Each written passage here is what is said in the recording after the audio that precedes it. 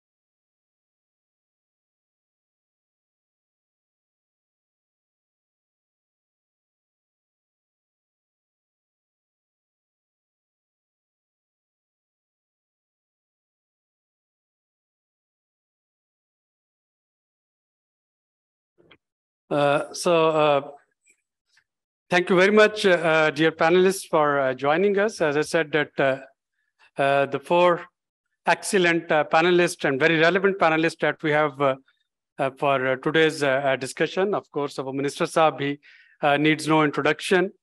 He has a vast experience on this subject.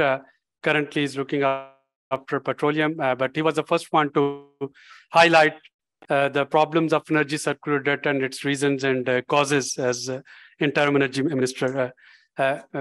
We have Dr. Cecil Froman with us, who is the regional director of World Bank for Regional Connectivity and Integration based in Washington.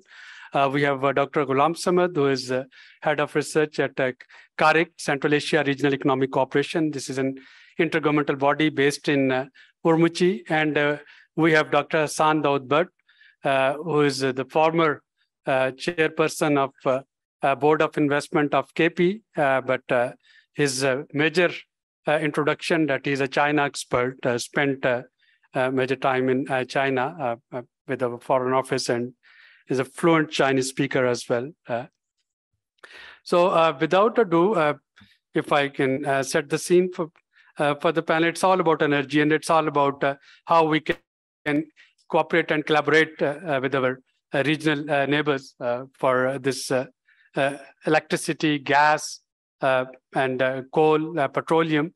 You know, when we are talking of the theme of conference this year, sustainable development in unusual times, building forward better amid triple C crisis, COVID, conflict, and climate change. Energy is one of the areas that immediately comes to mind, especially after Russia-Ukraine war. Energy is either inaccessible or either it's unaffordable. After this climate change, when we are talking of transition to renewable energy, again, we are talking of some sort of accessibility and affordability of it. So the way we have set up this session today, I'll be requesting Cecil to highlight the state of CASA-1000, and we particularly picked CASA-1000 because we thought that this is one of the projects which have immense potential for renewable electricity that is produced from hydro electricity in Tajikistan and Kyrgyzstan. So I'll request Cecil to inform us of the state of it. Then I'll request Musaddiq Malik Saab for his comments. He has a meeting at PM Secretariat at 4, so he would have to leave early. And then we'll come to Hassan Daud and Ghulam Samad. Over to you, ma'am.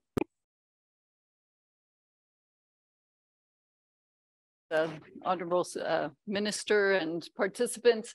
So I'll do a few things before I speak specifically about CASA. Oh, you'd rather have me at the forum. Okay, not a problem.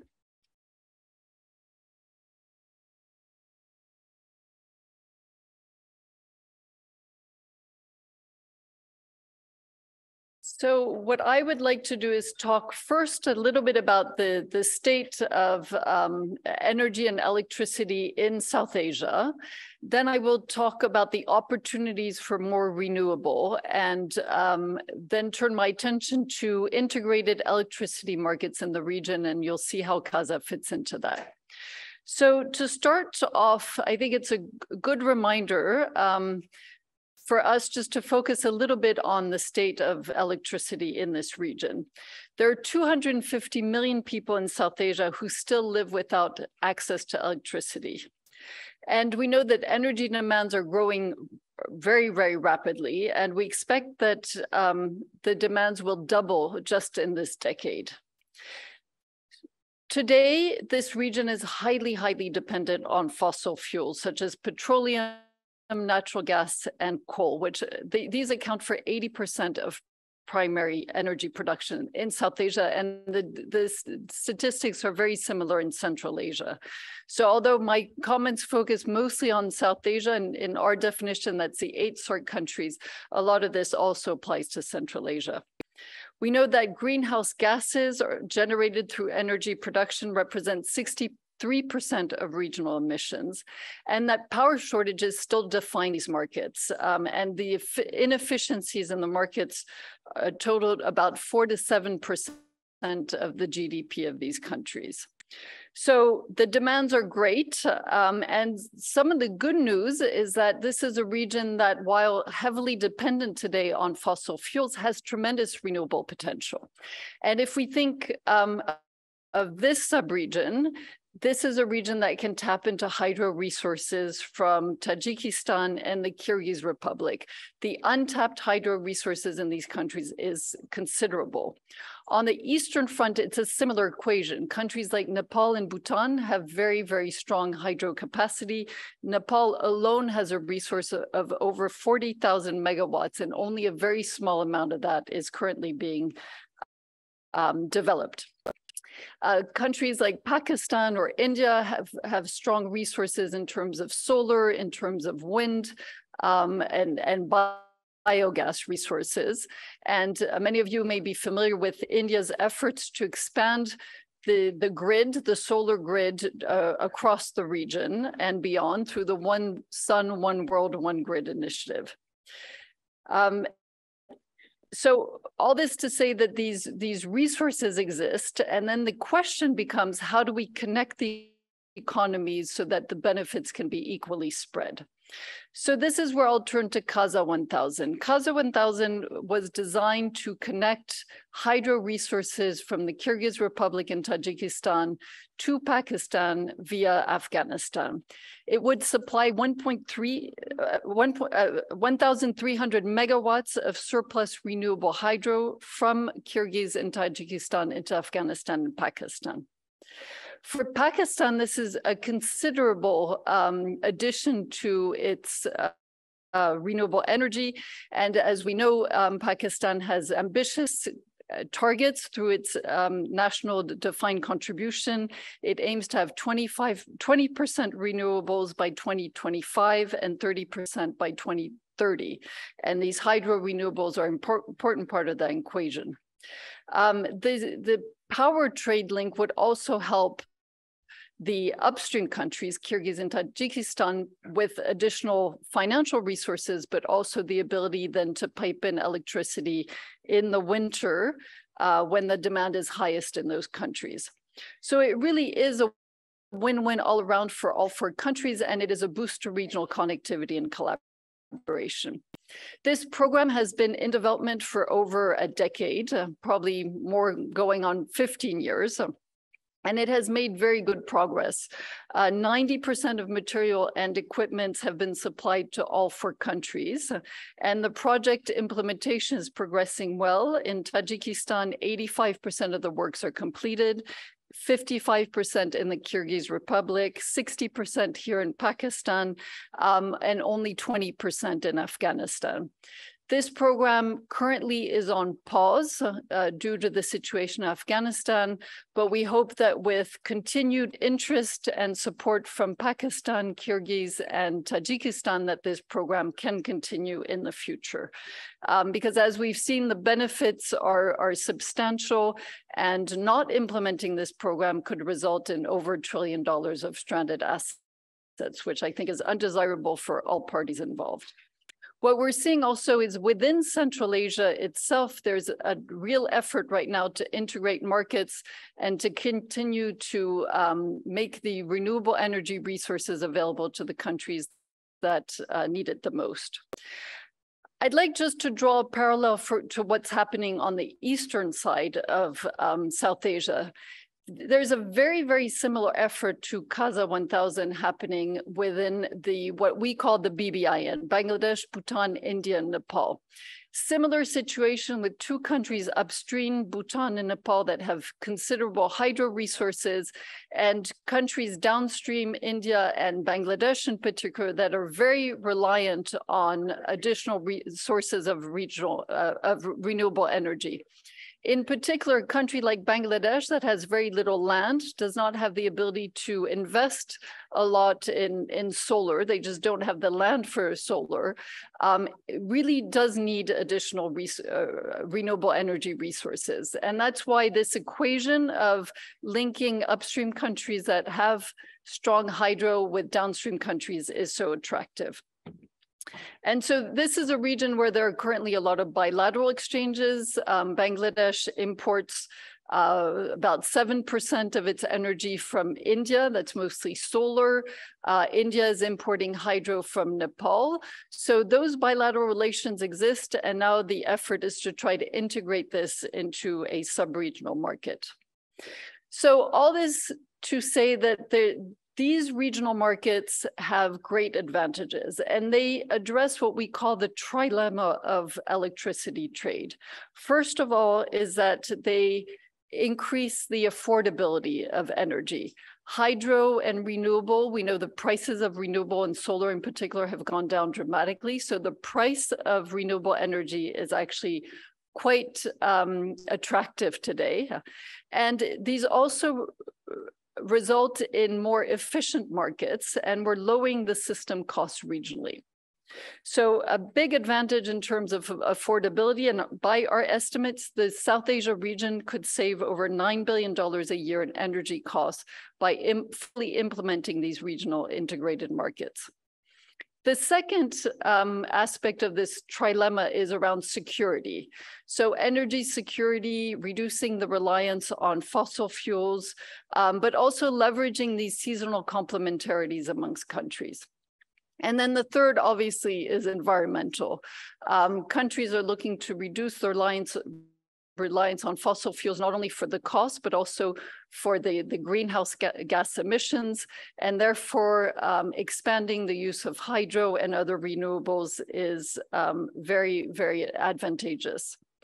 Again, our estimates indicate that unrestricted cross-border electricity trade, we believe, could reduce regional power sector carbon dioxide emissions by 8% by substituting coal power-based generation with renewable energy in South Asia. So all this to say that this design of these electricity markets, which you've seen, are quite complementary and quite similar in design across the region. will help countries on their path towards greater resilience and inclusive and resilient development, and will also foster more growth and jobs. So we estimate that about 50 million jobs could be created in South Asia by 2030 by moving towards this low carbon and resilient pathway. So while regional electricity trade remains very low still, it's only about 1 to 2% of the overall trade, we see that this potential is very significant and that it can, as I said earlier, really help countries on their path towards more resilience. It can increase affordability, increase access to renewable, and make energy and electricity markets more secure. So with that, we look forward to this conversation today and to helping implement these programs across South Asia. Thank you very much.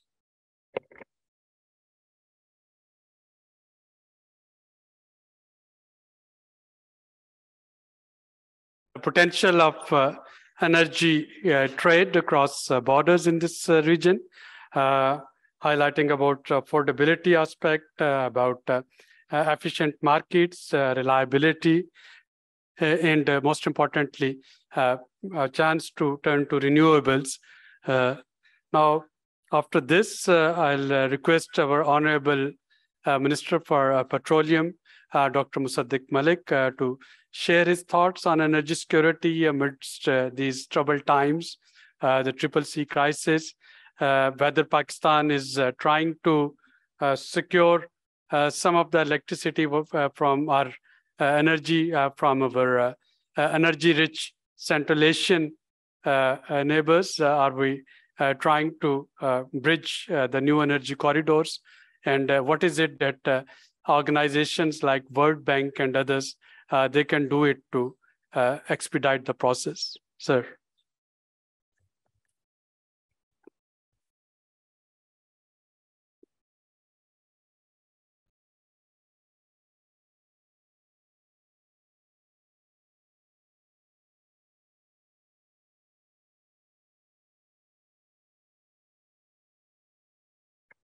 Is this working now? Yes.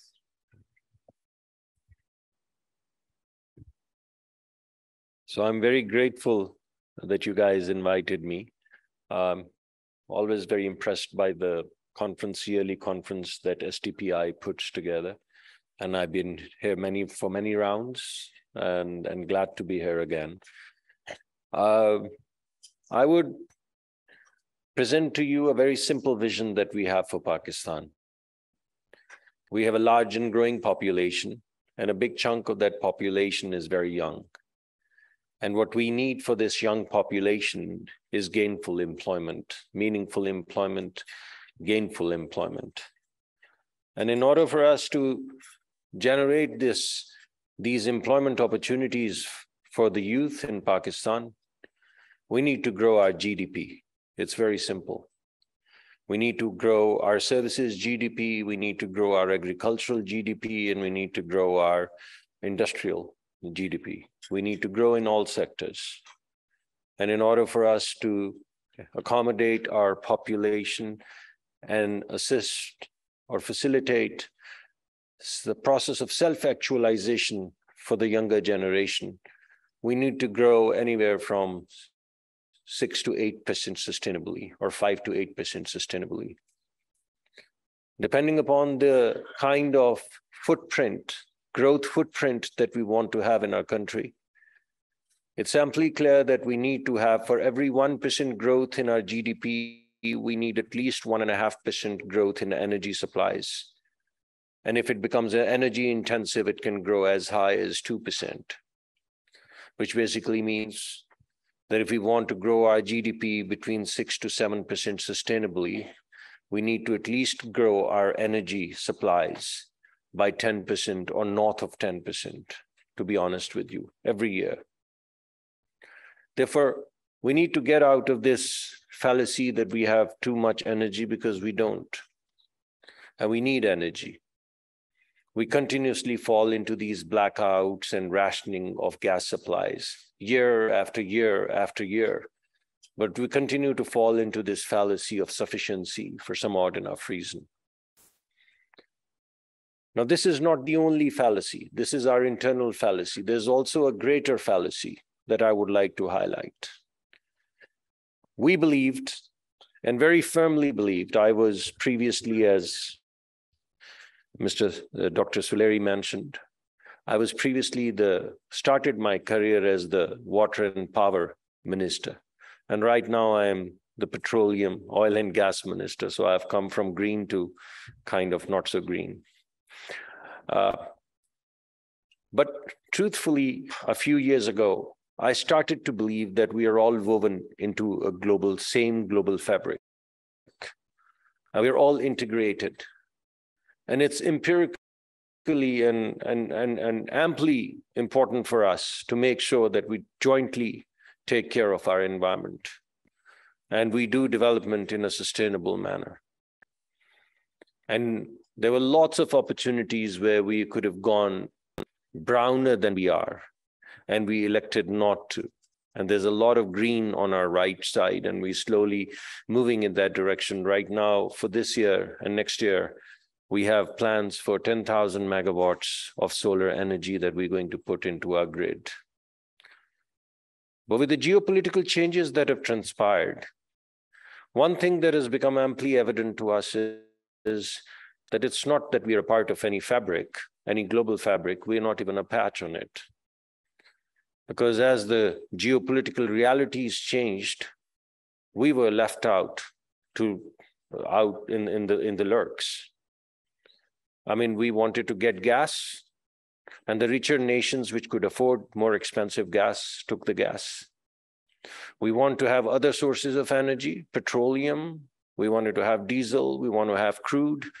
But because of the geopolitical shifts, as the prices escalated and went out of control, we were left out to our own devices.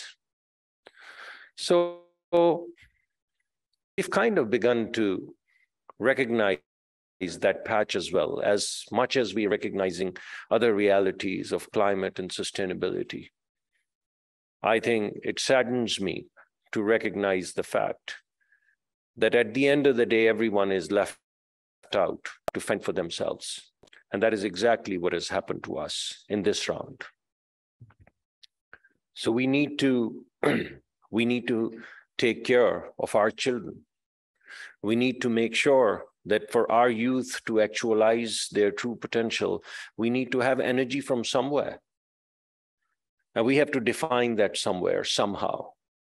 And we cannot look up to the world, the globe, that one global village, the great village, to assist us in taking care of our children. So I guess we are now resolved, like we always were, but without any fallacies, that we will have to take care of our own children on our own. And that's what we're setting out to do. What are the opportunities in front of us, and how does it tie to CASA-1000? We believe that Central Asia is the world's energy capital in one form or another. Whether you look at it from gas perspective, where the 4th largest reserves of gas are sitting in Turkmenistan, or you look at the crude and products and fuel products perspective, where Kazakhstan is one of the larger suppliers of crude and petroleum products to Europe. Or we look at hydro potential through CASA-1000, which has already been discussed here, so I'm not going to be redundant. But it's clear that somehow or the other, we have to move forward in that direction, and both kind of the gas infrastructure as well as the sustainable, renewable, and green hydro energy perspective. Probably the best option for us is to create an interdependence in energy and develop an energy security framework, which is a little bit more, if we were going to look at the region, more grounded in Central Asia than anywhere else. And that's what we're doing. We're looking at CASA-1000 very aggressively. We're very hopeful that it would come through. We're looking at TAPI. We're already in communications with Kazakhstan. So we are moving forward. in order for us to ensure that the energy that we need for our 6 to 7% growth, hopefully sustainably, in which few years would be higher than that, hopefully. We have the required energy footprint and the required energy security to actualize our small dreams.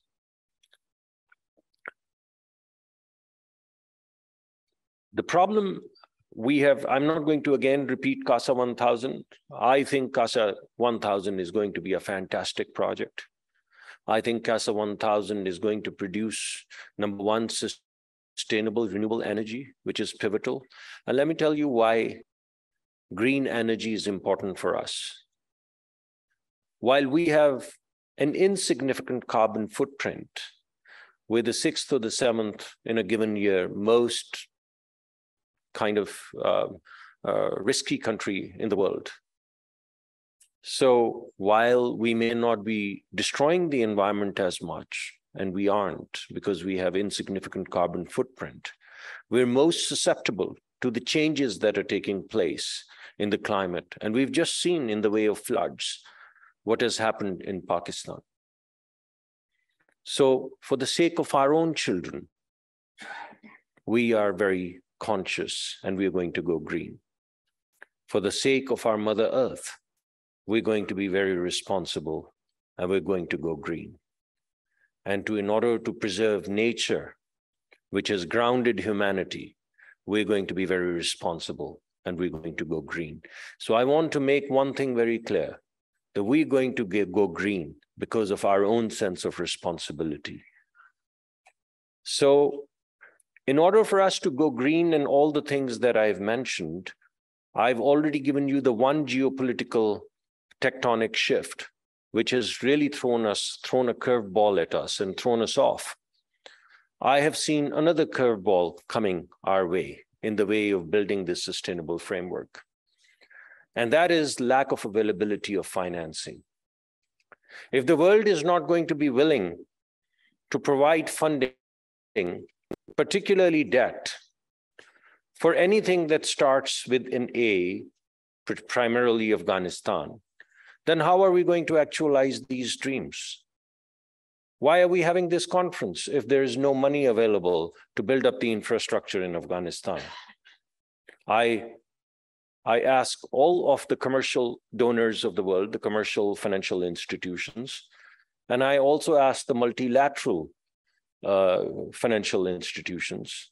And I also ask all friendly countries which are there, which are joined in this global fabric, in this big campaign for green and sustainable and renewable. Well, we want to go green. We want to be sustainable. We want to move towards renewable. But what about financing? And there's silence. And let me celebrate that silence by staying quiet for 3 seconds. Silence.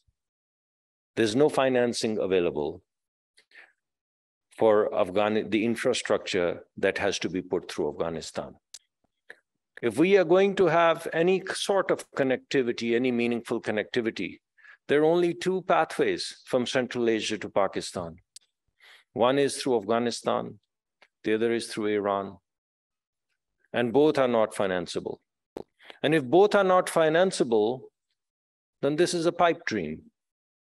And if this is a pipe dream, then why are we having this conference?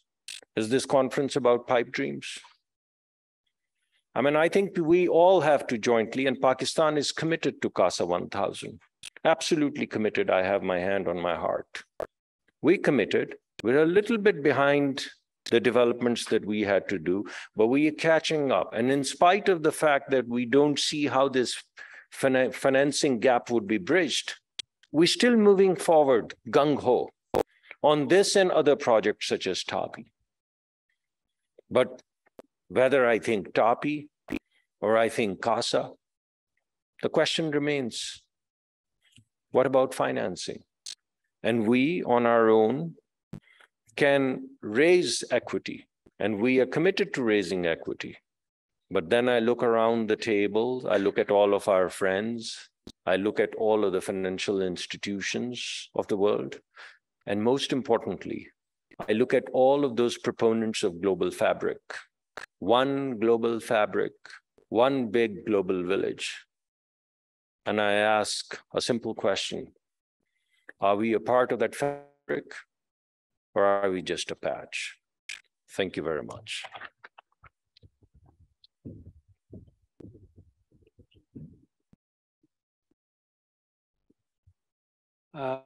Thank you very much, Dr. Sab, for very to the point, sharp and crisp comments about regional connectivity, energy corridors, and especially highlighting the importance of funding.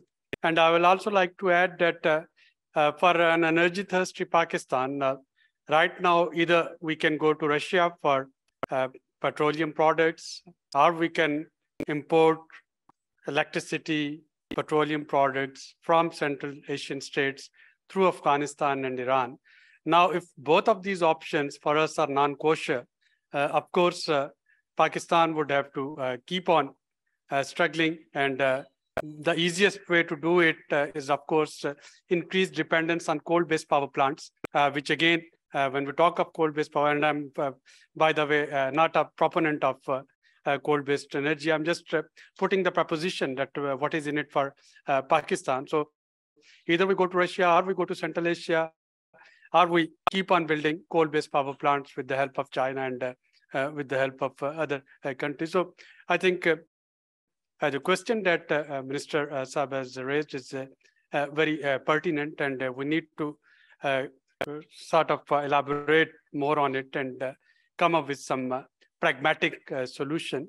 I know Minister Saab has to go. Sisal, if you like to respond to some of the points that Minister Saab have raised, that would be great. And then I'll come to the other panel.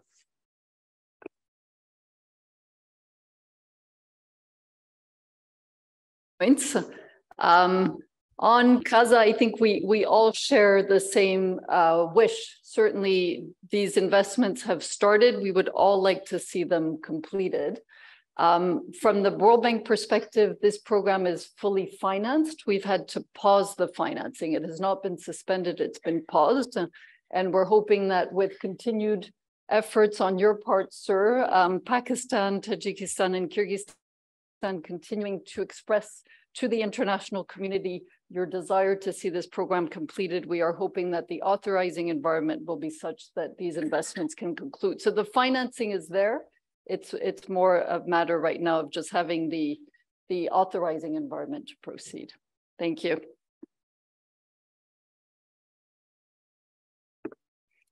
Hassan, you are here and you have been working with Chinese. So do you see that China in particular has any special emphasis on Pakistan linking up with these energy-rich countries? And what is the Chinese option if one has to seek funding from China for this energy corridor?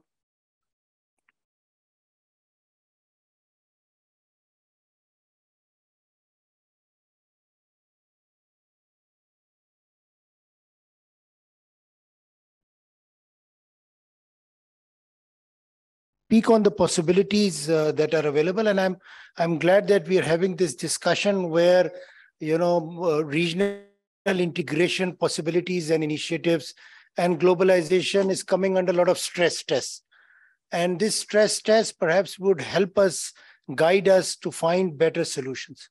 And I was in China just recently. I've returned just a week earlier to the start of the SDC.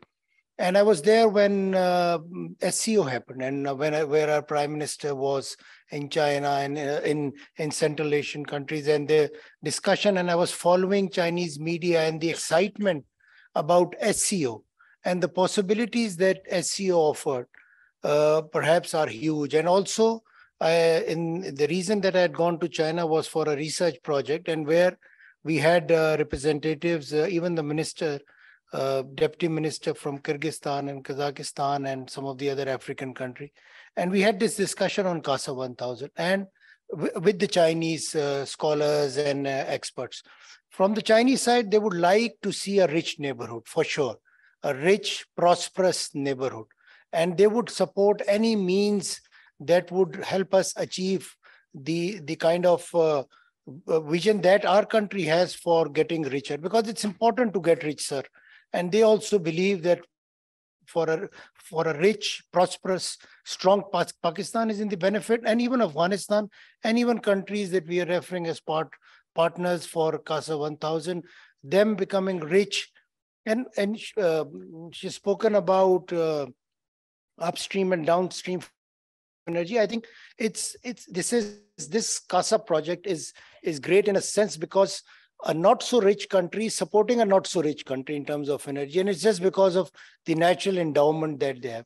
And I've just recently done a research comparing globalization to localization, where you look at regional initiatives, you look at natural endowment and try to leverage that.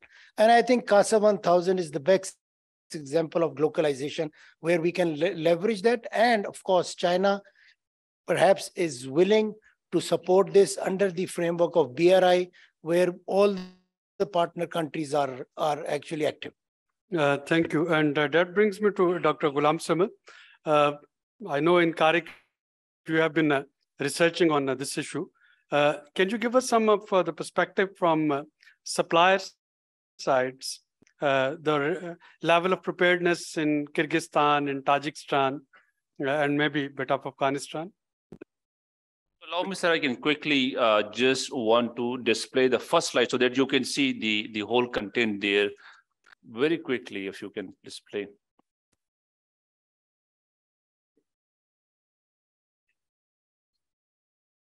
Right. Right.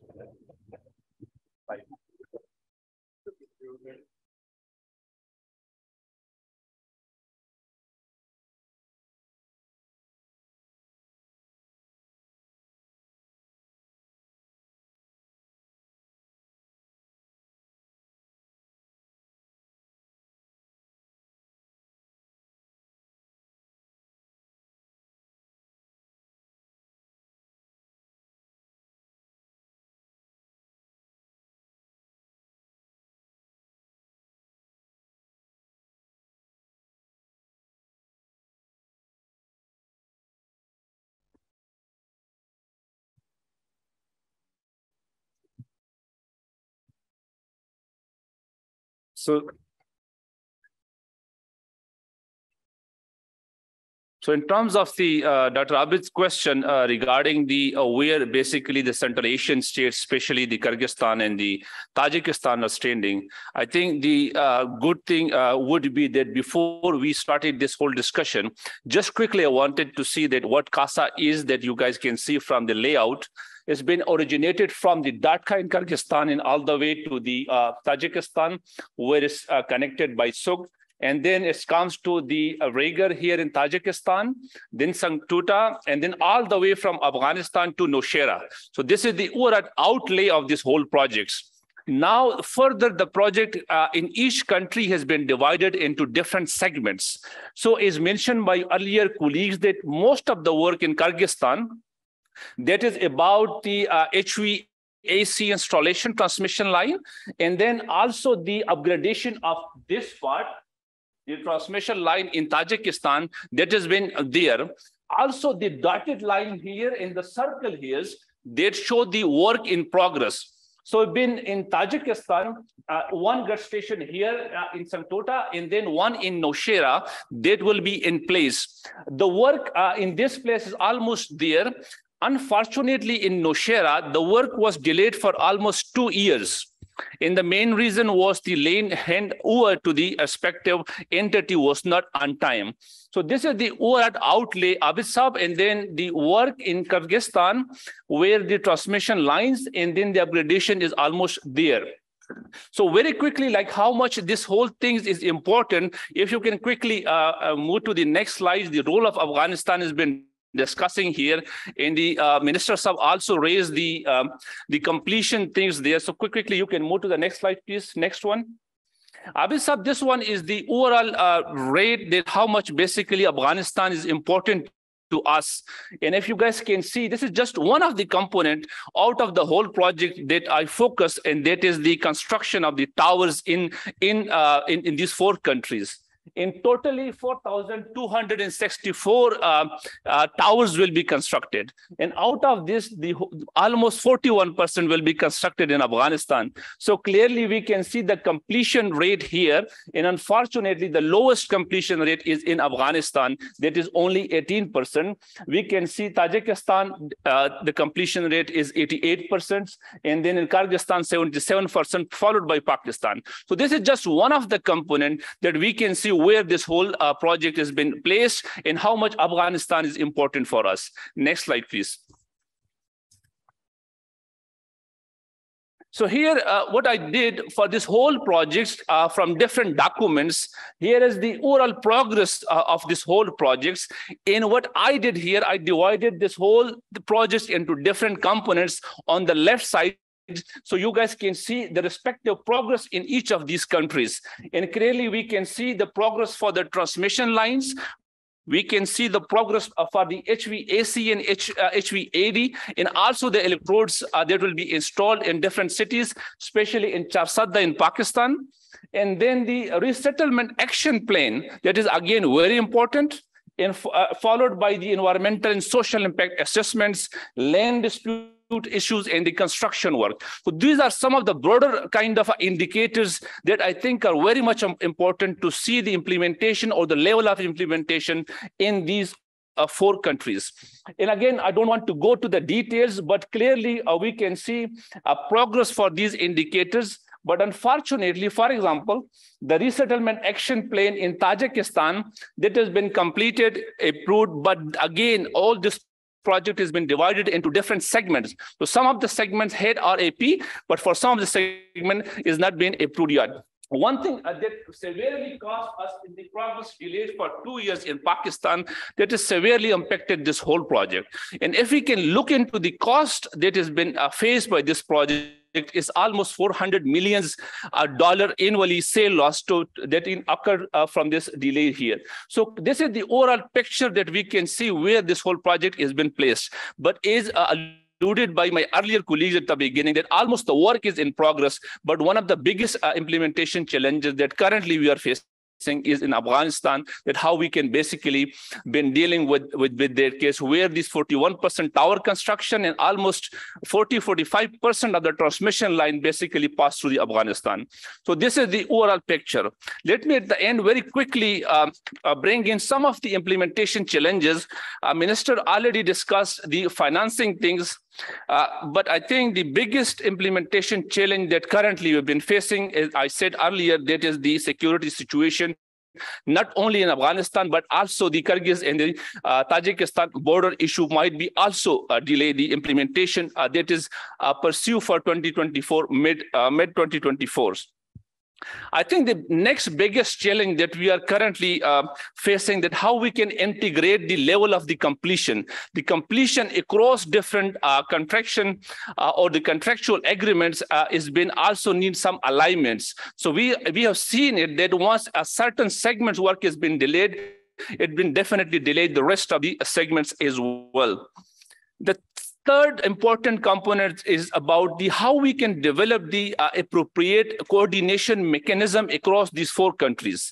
Also, the CASA Secretariat at Almaty has been working there and been very rigorously following it, but unfortunately still there's lots and lots of issue that has been there. So that is something again need the alignment from the coordination side as well. Recently, 2 things has been added to this project. One is about the possibility of the reverse power flow from Pakistan to Tajikistan, and then how we can basically bring in the open access regime to this project. So when you bring in the open access regime, you can integrate the rest of the Central Asian and the South Asian countries. So finally, about the financing gap, as per my understanding is that all the entities that have been involved here that are committed. I think the resources issue will come from, I think some of the resources will come from their own country, and own country resources might be an issue. Currently, it seems to me that probably $60 million is the financing gap that is still available. So these are some of the implementation challenges. So sir, I stop here and looking forward for the discussion.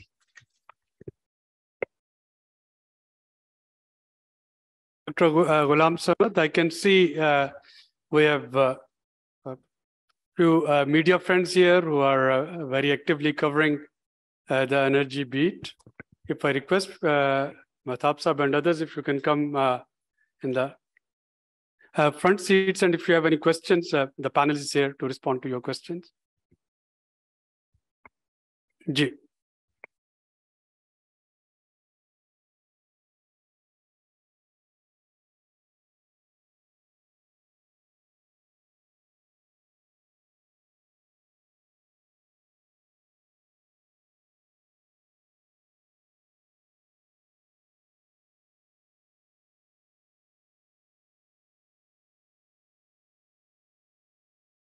Whether this CASA project will be implemented if the security situation improves in Afghanistan.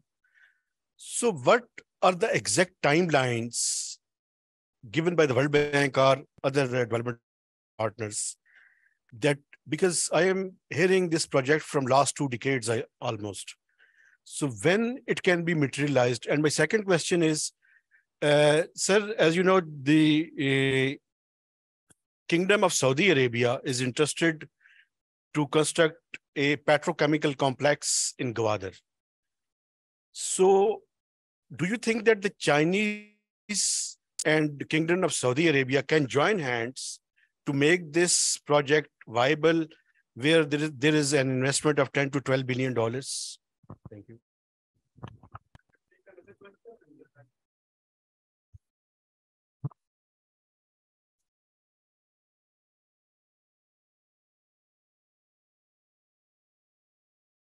Thank you. And my name is Farooq Mia. I was part of Islamic Development Bank, which was in partnership with the World Bank in developing the CASA-1000 project. The minister earlier said that, are we going to get funding from international institutions for energy corridors based on fossil fuels? That is not going to happen. I think we can ask the lady from World Bank. She'll tell you they're not going to fund anything to do with fossil fuels. So that improves, that even increases more the importance of the CASA-1000 project. But because it is a clean energy project, it's based on hydropower in Central Asia. Okay, so that's why World Bank is funding this project. And that's why Islamic Development Bank funded it. Now there are real problems in the CASA-1000 project, other than the delay that has been pointed out here.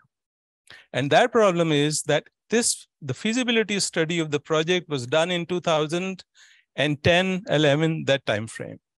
At that point, there was surplus power available from Central Asia.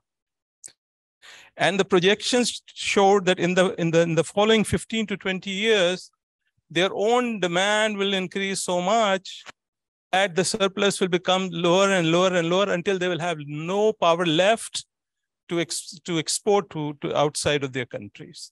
So, and we have already reached that stage.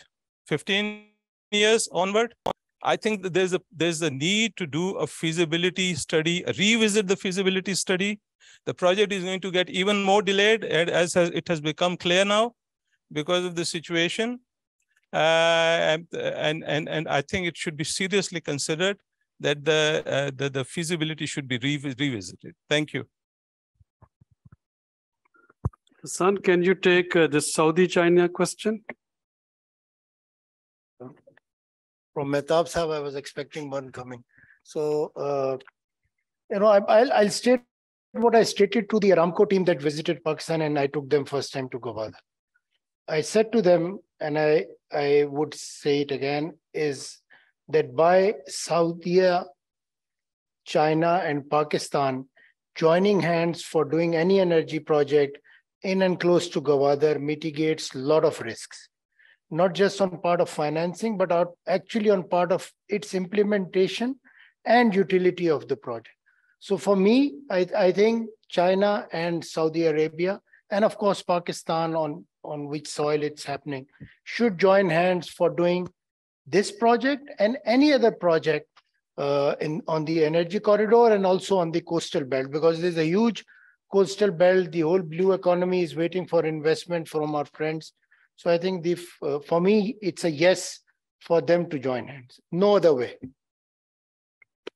Samad, would you like to add on this energy requirement of Central Asian states 15 years down the line now? Well, regarding the Mehtab question about the security situation and then the possible completion date, is that the possible date is somewhere mid somewhere in 2024. But unfortunately, I agree with you that, and I already alluded there, the completion rate in Afghanistan is quite slow. So that is something, again, will cause the further delays in the implementation of the projects. So that is for sure there so far in the current situations. Yeah, so that was about the delays in the completion of the projects there in the CASA.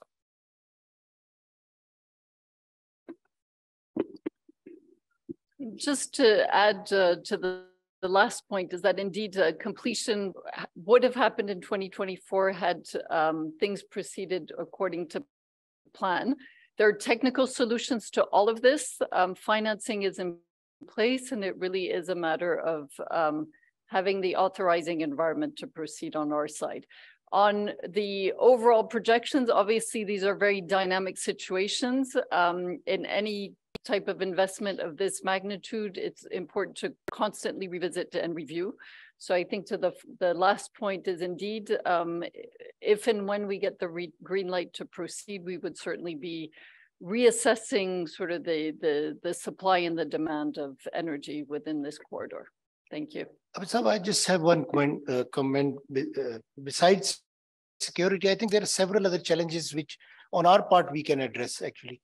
And I've just listed them down. The first is, of course, the engineering challenge, which was just highlighted, from -24 to +45 Celsius project happening. And that's huge in terms of its manifestation. But I think managerial and political challenges, and of course, sustainability challenges. These are some of the areas, and for which I would rather recommend that we require program planning, control, and highly trained employees.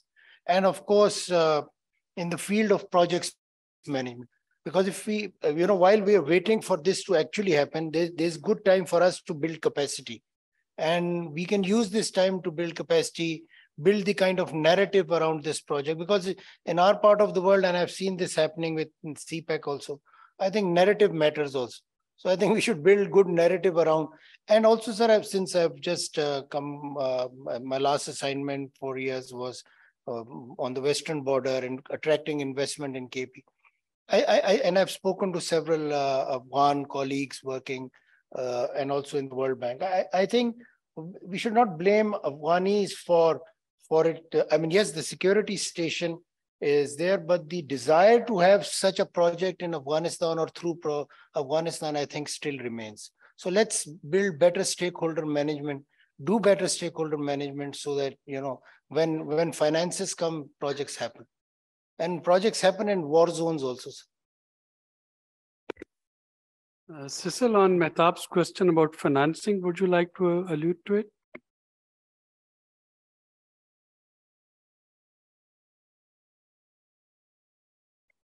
I think Mehtab, did you ask about the finances as well? When there will be reassessment and the new feasibility, I think the cost might escalate. But what are the latest estimates right now?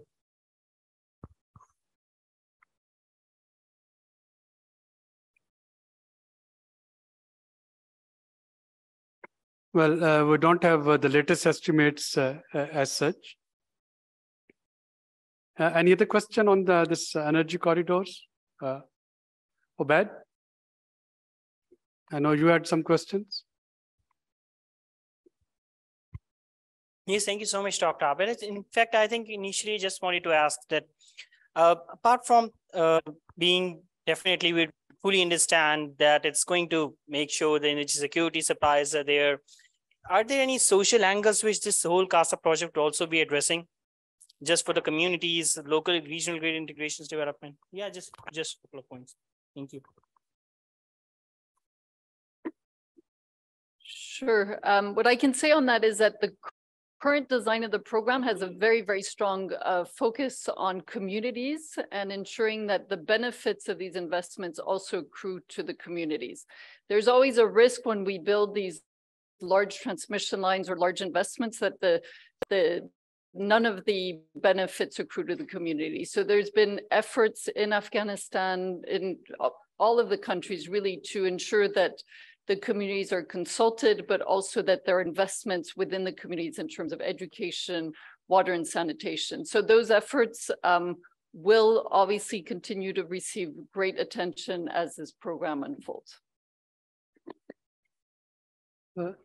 Cecil, I had a question, and that is about, is there any security assurance from the current regime in Afghanistan? Is there any ownership of this CASA-1000? I remember a few months ago, there was this security assurance from the interim Afghan government on TAPI project, whereby they had deployed, according to the reported news, that they had deployed some of their own security personnel to take care of this TAPI. But what is the level of ownership of interim Afghan government on CASA-1000? Can we get some idea about it?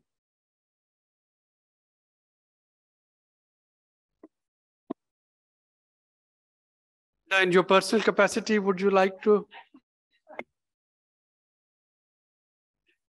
So I'm asking my colleague Melinda Good, who's the country director for the World Bank for Afghanistan, to address that. Great. Thanks, Abid. Thanks, Cecile. We have had technical level dialogue with the folks that had been the counterparts before. And at the technical level, for sure, there's a continued interest in this. I think everybody is watching very carefully what's happening in the neighboring countries, very aware of the contracts. I mean, these are good, solid technical people.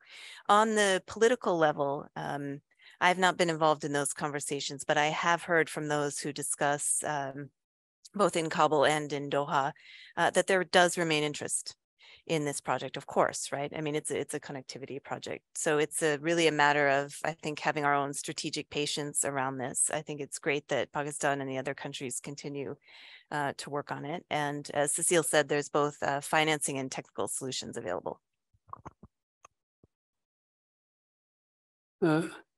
Hassan, another aspect that I wanted to ask from you, and that is about while we were talking of importing electricity from India at some point of time, and the major concern was about its reliability. We never know when we would have, at that time, it was one of the arguments which used to be given that we never know whenever the relationship with India would soar and the whole electricity grid, it would be switched off. Now, is it not the same concern about Afghanistan as well? If, theoretically speaking, if everything goes well and we have this CASA-1000 completed, how far the government of Pakistan or the counterparts, they would be willing to actually accept that there would be no interruption in the supply of electricity through CASA-1000? And Cecil, then I'll ask you the same hypothetical question, that would World Bank would be a guarantor in that hypothetical situation, as it is a guarantor for Indus river system, which is very successfully being complete functional between Pakistan and India? Well, for me, sir, I think it's one of the risks, but where you have risk, you also have a risk mitigation plan. And if you have the right mitigation plan, and if you know that security and access through Afghanistan is one of the concern areas, while conceiving this project, all this was considered. And I believe that if you have all of the concerns of the Afghans catered for in the tariff, perhaps that would address a lot of security vulnerabilities. Also, I think for this project to happen, from the World Bank side and from all the partner countries, there would be guarantees in terms of the physical security that has to be embedded as the overall cost of the project. The cost of security, I think, is one of the factor that increases the vulnerabilities. But I think it's not a factor which cannot be mitigated. This is for me, I guess. I would tend to agree with that. I think that in these large programs, there are always a multitude of risks, and each one requires a risk mitigation strategy. Obviously, the political risk is not insignificant.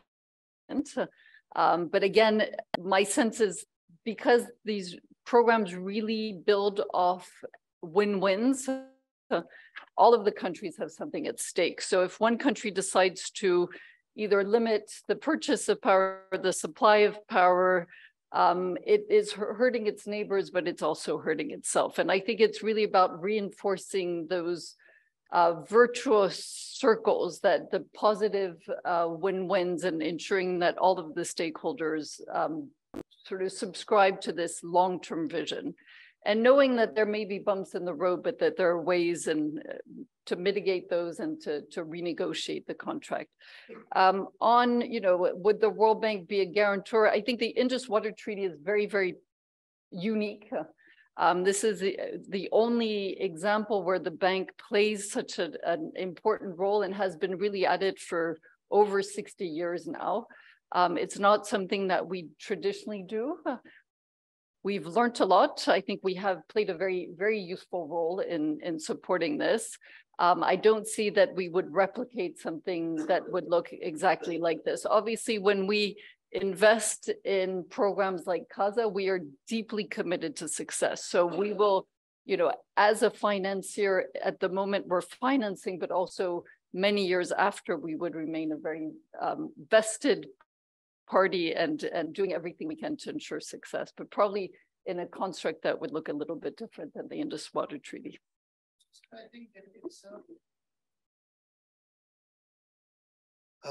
because not just they get the cheaper source of energy, they also get the excess royalty. So in that terms, it's twofold for them, not just like Pakistan using the cheap form energy.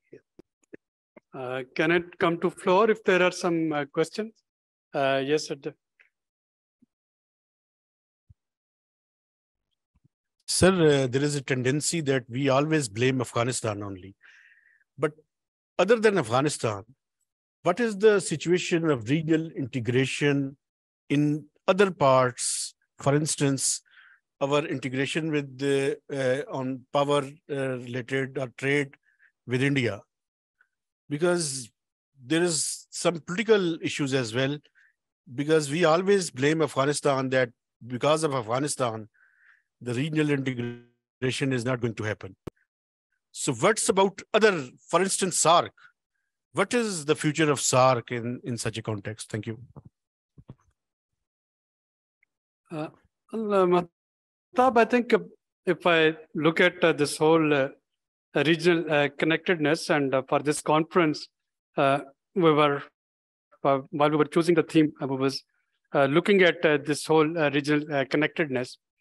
I think the regional politics right now, it has hampered the progress of SAARC for perhaps some indefinite time.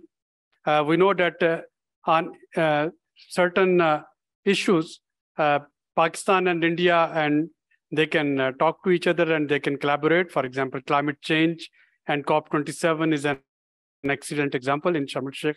The negotiators of both the countries, they were on the same wavelength and collaborating with each other. The word SAARC has become a taboo, unfortunately. And I think for me, the future is that without using the name SAARC, we should keep on pushing the regional connectivity and regional cooperation agenda on theme-to-theme basis. Regional cooperation on food security, regional cooperation on renewable energy, regional cooperation on climate change, regional cooperation on clean air and water, etc.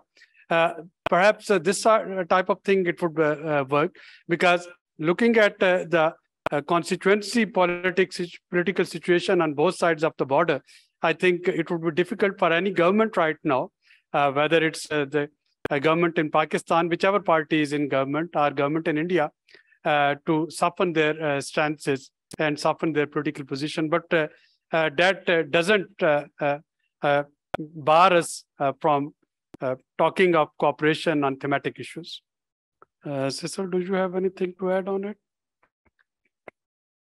Question before we close the session?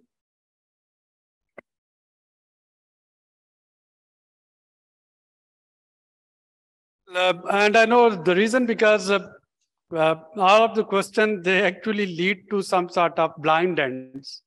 The pragmatic answers to these questions, as was ably highlighted by Dr. Musaddiq Malik Saab, and as you can find out from the panel as well, that some of the answers to these questions, they lead to a blind end, either due to geopolitical situation or due to the political situation within and across borders. But the reason we wanted to discuss this energy corridor, because we felt that, especially after the visit of Dr. Musaddiq Malik from Russia, we wanted to at least discuss and highlight the proposition that the world, and especially the government of United States, they need to understand Pakistan's position. Pakistan is an energy-thirsty country right now.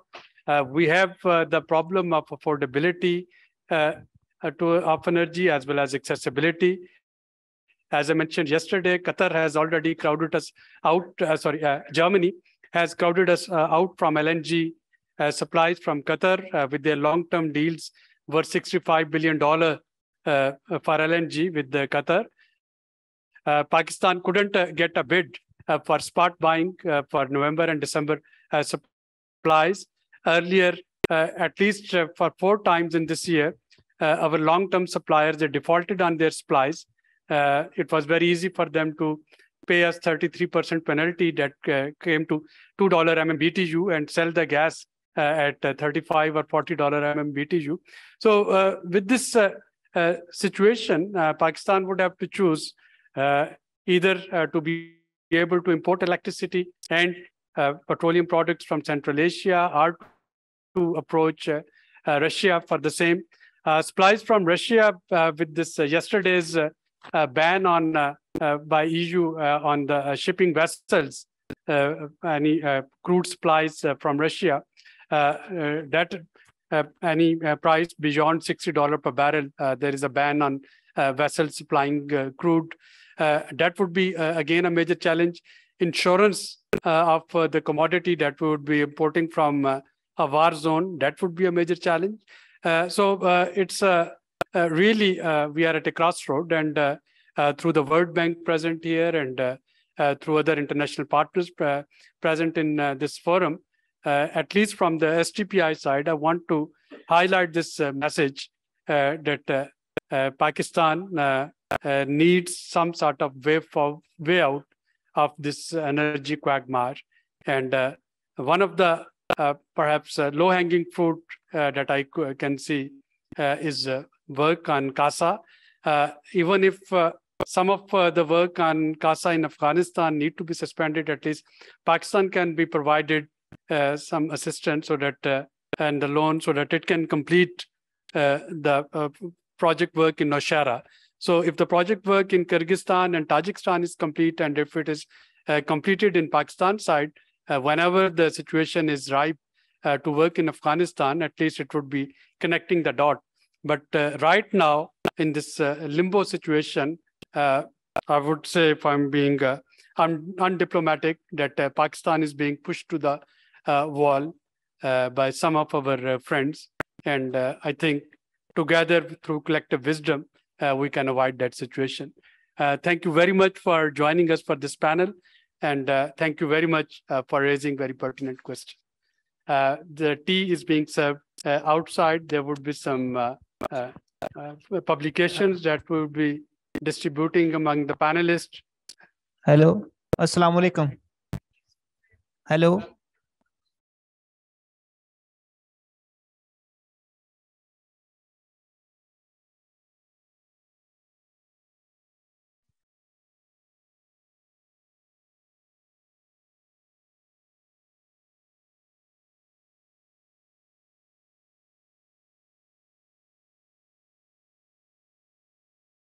मैंने अभी सुबह ही Saudi अरब से आया हूँ और join किया आपका इधर आके। बार बार मैंने सुना है कि ये सवाल हो रहा है कि अफगानिस्तान में प्रोजेक्ट लगाएं इसका, ये उधर काम एनर्जी लेवल पे हो इसका, जबकि हमारा देहातों में ये सिस्टम है कि लोग बिल देने से कासर हैं। अगर कासा इधर पाकिस्तान में छोटे छोटे प्रोजेक्ट शुरू करे गांव लेवल पे, छोटे देहातों के लेवल पे, तो क्या ये छोटे लेवल पे भी काम करेगा? जवाब जो है वो देता हूँ। कासा बैनुल अक़वामी प्रोजेक्ट है, लेकिन डेफिनेटली देहातों के लिए गवर्नमेंट की और स्कीम है सोलर एनर्जी की।